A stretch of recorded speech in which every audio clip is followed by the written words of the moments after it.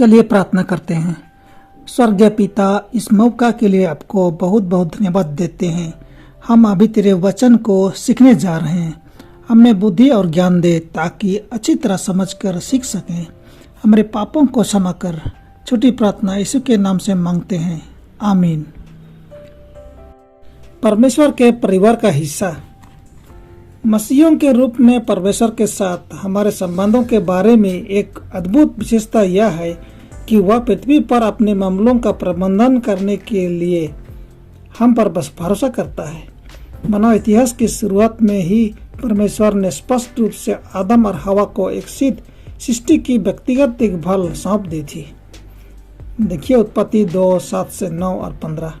जानवरों के नामकरण से लेकर बगीचे की रख रखाव तक और पृथ्वी को उनकी संतानों से भरने तक परमेश्वर ने यह बताया कि हमें उसकी ओर से यहाँ काम करना है।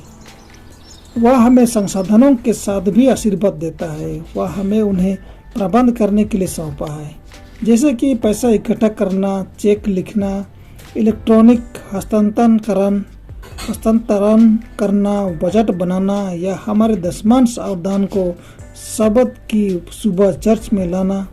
परमेश्वर हमें उन संसाधनों को खर्च करने के लिए प्रोत्साहित करता है जो उसने हमें अपनी ज़रूरतों के लिए, दूसरों की ज़रूरतों के लिए और अपने कार्य की उन्नति के लिए दिए हैं।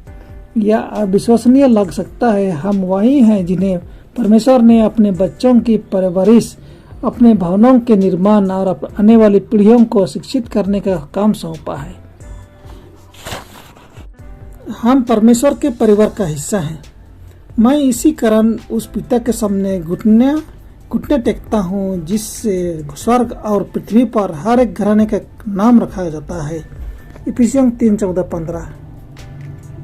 यीशु की सेवकाई के आरंभ में वह कहता है, हे हमारे पिता, तू जो स्वर्ग में है, तेरा नाम पवित्र माना जाए। मत्ती 6:9।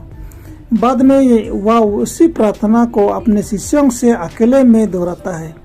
लूका 11:2। यीशु ने हमें अपने पिता को स्वर्ग में हमारे पिता कहने के लिए कहा। जब यीशु ने पुनरुत्थान के बाद मरियम से सामना किया तो वह उसे गले लगाना चाहती थी। यीशु ने उससे कहा, मुझे मत छू, क्योंकि मैं अब तक पिता के पास ऊपर नहीं गया, परंतु मेरे भाइयों के पास जाकर उनसे कह दे कि मैं अपने पिता और तुम्हारे पिता और अपने परमेश्वर और तुम्हारे परमेश्वर के पास ऊपर जाता हूँ। यूहन्ना 20:17। क्योंकि हमारा पिता यीशु के समान है, वह हमारा भाई है और हम सब पर प्रभु में भाई बहन है। यीशु पार्थिव परिवार का सदस्य बना ताकि हम स्वर्गीय परिवार के सदस्य बन सकें। स्वर्ग का परिवार और पृथ्वी का परिवार एक है। सृष्टि के दृष्टिकोण के विपरीत, जिसमें हमें केवल ठंड, लापरवाह, प्राकृतिक नियमों के उत्पाद समझा जाता है, पवित्र शास्त्र न केवल यह सिखाता है कि ईश्वर मौजूद है, बल्कि यह कि वह हमसे प्रेम करता है और हमसे इस तरह से प्रेम करता है कि हम एक बेहतर परिवार की कल्पना कर सकते हैं। पवित्र शास्त्र में अक्सर उस प्रेममय रिश्ते को चित्रित करने के लिए परिवार का उपयोग किया जाता है। चाहे यीशु इस्राएल को मेरी प्रजा कहे या हमें परमेश्वर के पुत्र या परमेश्वर को हमारे पिता के रूप में संदर्भित करे, बात अभी भी वही है। जिस तरह परिवार के सदस्यों को एक दूसरे से प्रेम करना चाहिए, वैसे ही परमेश्वर हमसे प्रेम करता है। एक ऐसी दुनिया के बीच क्या ही अच्छी खबर है जो अपने आप में बहुत प्रतिकूल हो सकती है। एक ऐसी दुनिया की कल्पना करें जिसमें हमने सभी को परिवार के रूप में माना। हम स्वयं के भाइयों और बहनों के रूप में सभी मनुष्यों के साथ बेहतर संबंध बनाना सीख सकते हैं। पहला इतिहास की पुस्तक अध्याय 17 से शुरू होकर राजा दाऊद की परमेश्वर के लिए एक घर बनाने की इच्छा को दर्ज करती है। उन्होंने इस इच्छा को भविष्यवक्ता नतान के साथ साझा किया, जिसने जवाब दिया, जो कुछ तुम्हारे दिल में है वह करो, क्योंकि परमेश्वर तुम्हारे साथ है। पहला इतिहास 17:2। परंतु उस रात परमेश्वर का वचन नतान के पास पहुंचा और उससे राजा को यह बताने का निर्देश दिया कि क्योंकि वह एक योद्धा था, वह परमेश्वर का भवन नहीं बना सकता था। उसकी जगह उसका बेटा काम करेगा।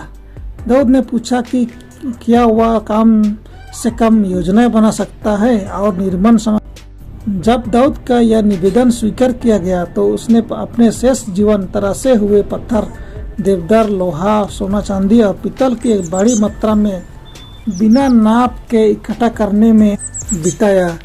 जब सारी निर्माण सामग्री तैयार की गई और निर्माण स्थल पर इकट्ठी की गई तो दाऊद ने इसराइल के सभी प्रमुखों को प्रशंसा और धन्यवाद के समारोह के लिए एक साथ बुलाया।